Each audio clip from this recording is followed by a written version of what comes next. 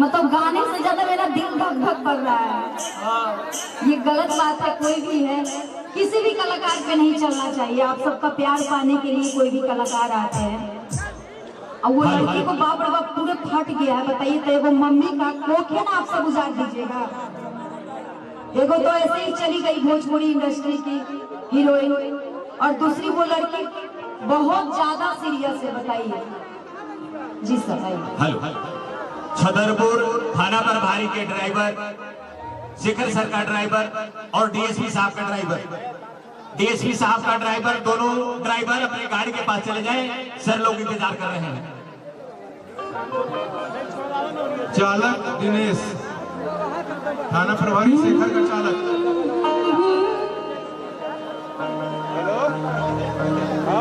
Inspector Sudama का चालक, जहाँ भी है मंच के पीछे आओ। शेखर का चालक और चालक आरक्षी दिनेश, जहाँ भी है पीछे आओ।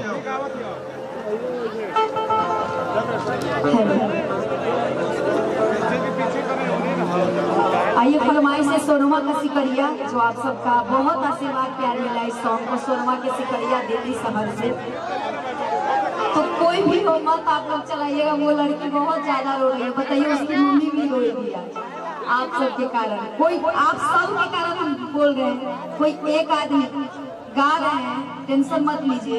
इसी में से कोई ये कहना बहुत जरूरी है। और ये सोनवा का सिकरिया फरमाइश है, तो सोनवा का सिकरिया आप सबके बीच आ जाइए। मैडम सब आ जाइए, आ जाइए। राजा